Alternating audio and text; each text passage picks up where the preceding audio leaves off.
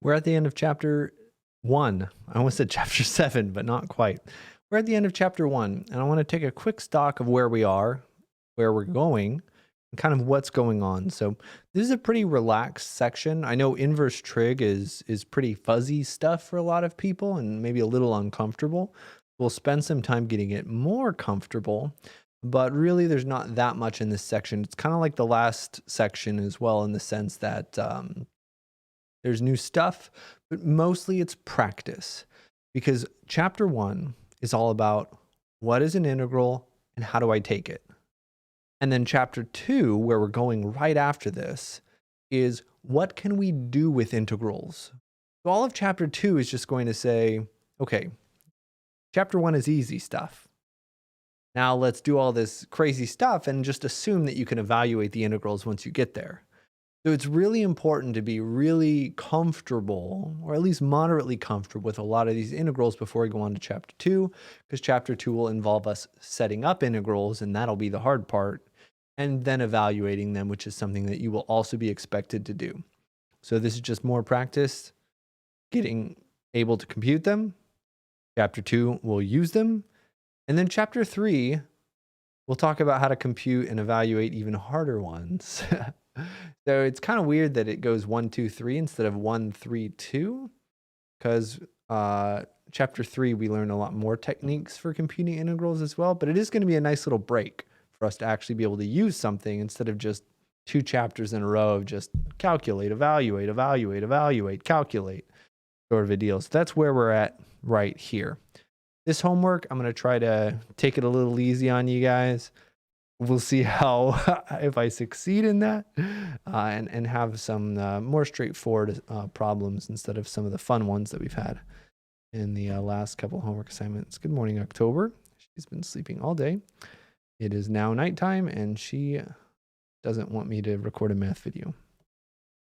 So, real quick before we start, say hi, October. Nope, she's not into you guys. I'm sorry. Oh no, I messed up my webcam. Well, let's get started. We'll introduce 3 rules, ask some questions about them, and then we'll move on and just do 2 examples. That's all this section is. Introduction, examples, examples, selected homework problems, really just 1 video, and then a lot of practice. So we'll start off by introducing these rules. And there's only 3 rules, even though there are 6 inverse trig functions. That's because if you remember your rules for derivatives of inverse trig functions, the ones for inverse sine and inverse cosine were just opposites of each other. So we can just factor out a negative out of these integrals. So the first one is going to be that the integral of du divided by the square root of a squared minus u squared is inverse sine of u over the absolute value of a plus c. Now, these ones are they're pretty messy a lot of times. So this is really one of those sections where you don't have to memorize this. The second one I'm hoping you get pretty comfortable with the second one, but especially the first and the third are kind of wacky. So the second one is going to be of the form du over a squared plus u squared equals 1 over a inverse tangent of u over a plus c.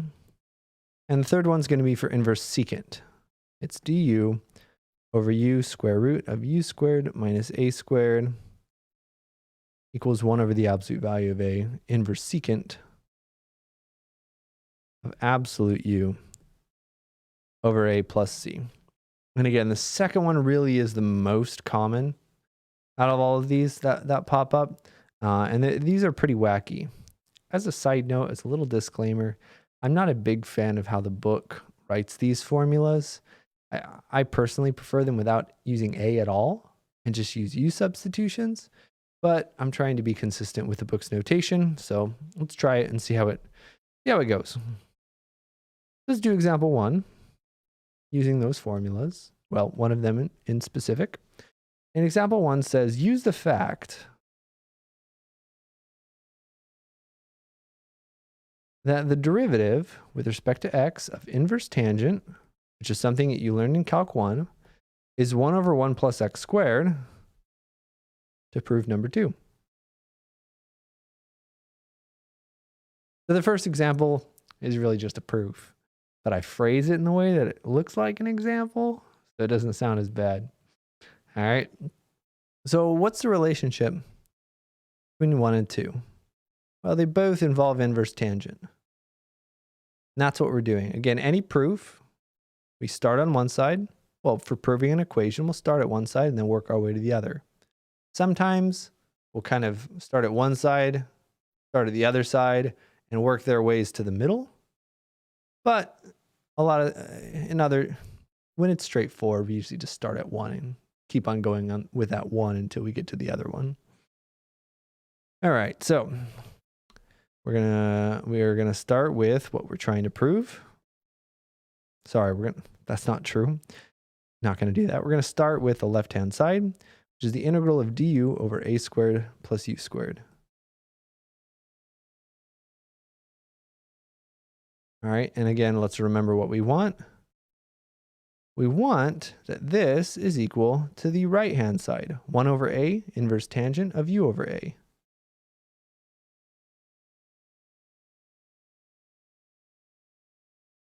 Plus c.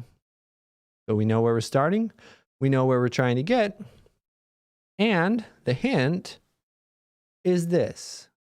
How do we use that hint? Well, we remember that every formula for derivatives is also a formula for integrals.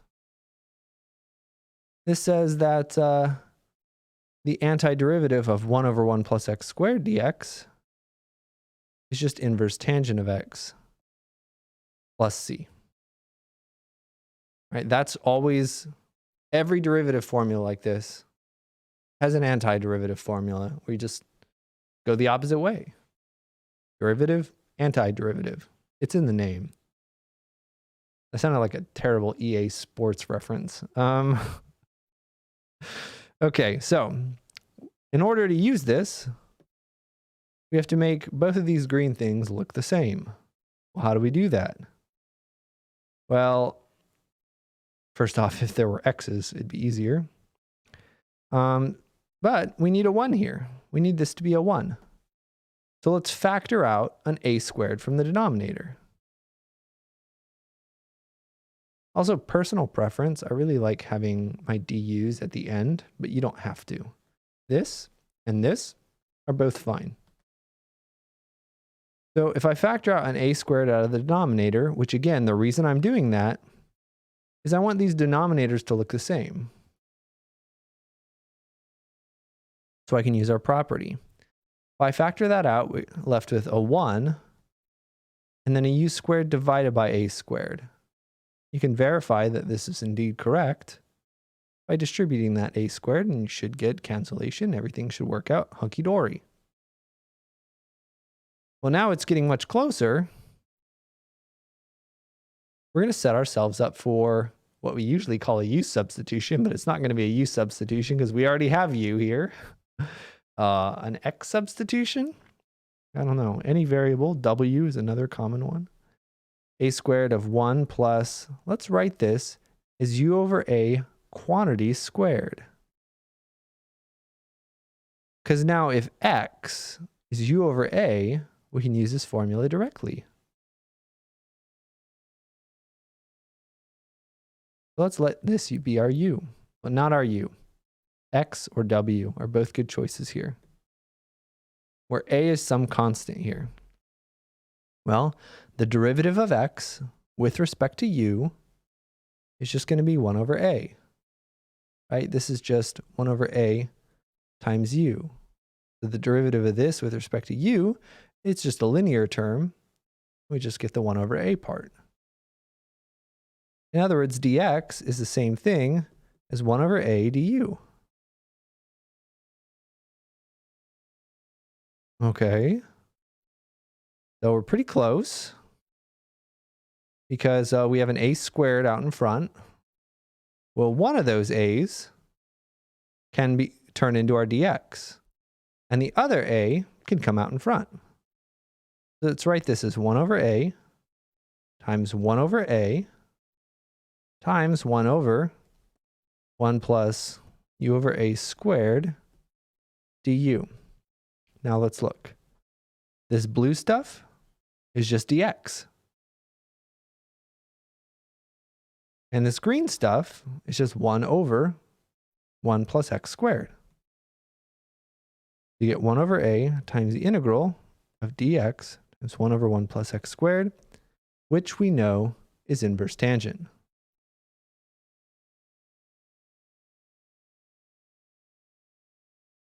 So by that property that we started with, that's going to be inverse tangent of x. And then we just substitute back. We know x is u over a. I haven't actually done this proof in a while, but I'm pretty sure we're done. Isn't this the right-hand side? We wanted 1 over a inverse tangent of u over a plus c. There it is. Great. That's the right-hand side. Check, check. We have proven it.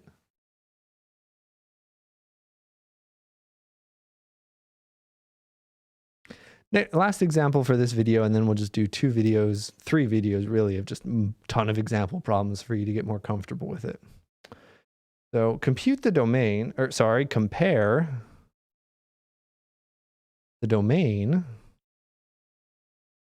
of y equals 1 over u integral or square root of u squared minus a squared. Let's change this to, I want to make this a little bit more comfortable. Let's change these to x's. Compare the domain of this function to the domain of this function. 1 over the absolute value of a, again treating a as a constant, times inverse secant of absolute x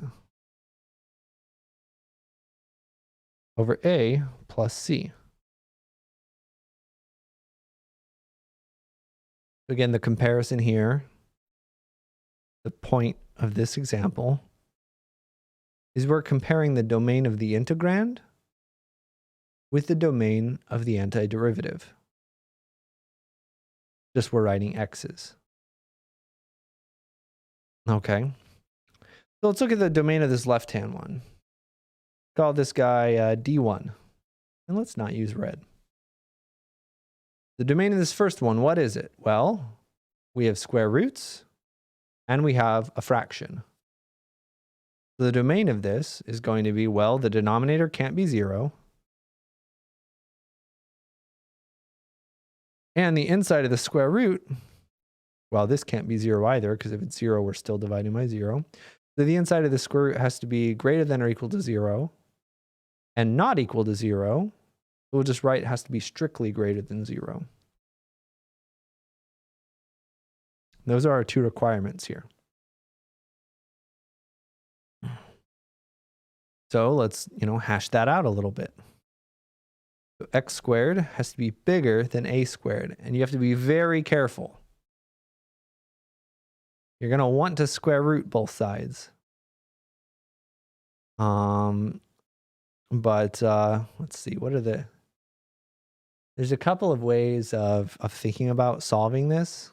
It's not super easy. One of them is to just think about it graphically. The graph of x squared, when is this graph bigger than some number a squared?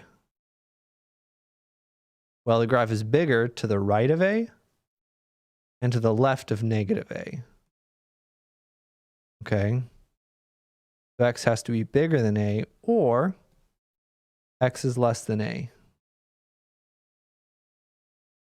And let's assume that a is positive here. If a is positive, then we don't even have to worry about this guy. It's redundant. If we're bigger than a positive number and smaller than a negative number, yeah, we're not going to be 0. So we're going to say our domain here is negative infinity up to negative a. Oops, that should be a negative right there. Union positive a to positive infinity. So that's D1, the domain of this first function. So we're going to compare that with the domain of the second function. Again, this is our integrand for these properties. How does that compare to this? Well, let's see. The only thing that has x's in it is this. So that's all we have to consider. So in general, if we have something equal to inverse secant, remember what inverse secant is. If we have inverse secant of this thing equaling something else, not use y, but let's say it equals something, what does that mean? Well, it's a domain restriction. There is a domain restriction for inverse secant. And specifically, it's a domain restriction so that secant of u equaling absolute x over a is 1 to 1. The domain of arcsecant is going to be 1 to infinity and negative infinity up to negative 1. So everything outside of negative 1 to 1. But in this case, we don't just have an x in here. We have an absolute x over a. That means absolute x over a is in that region. The region negative infinity to 1, inclusive, union positive 1 to infinity. Well, now how do we go from that if that's what this is in? Well, then you can essentially multiply everything by a to get the other part.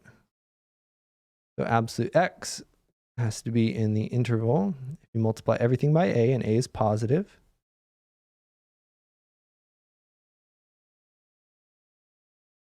we get something like this.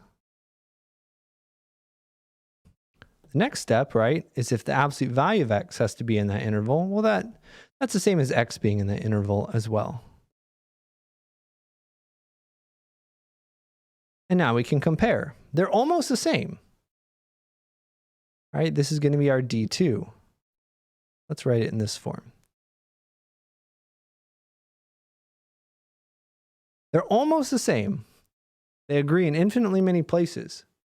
The difference is the integrand is not defined when x is equal to plus or minus a. But the antiderivative is defined. Did we make a mistake? Or what's going on here?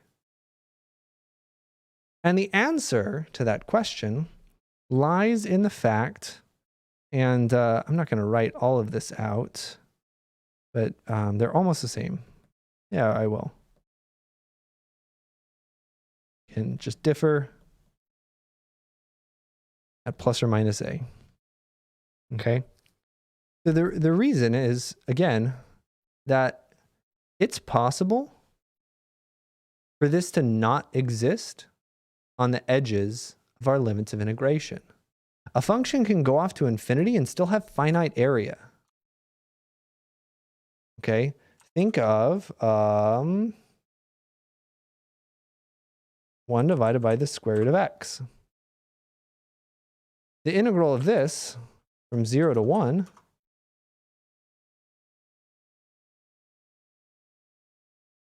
is 2. There's some rounding error because of the infinities involved, but it is just equal to 2. Now, even though this function does not exist at x equals 0. So it's the same idea, and we'll get to it at the very end of this class when we talk about something called improper integrals, which is basically the concept of integrals anytime infinity is involved. So that's exactly what's happening here. That even though it's possible for the integrand to not exist at a number, but the antiderivative to exist at a number, and it's basically this same exact idea. Because if you actually found the antiderivative of this function, you could see that it does indeed exist at 0, although not to the left of 0. So that's just kind of a fun little way. Fun little way to look at something with these two things and see something new about integrals. Let me know if you have any questions, and yep, the rest of this section's all just examples.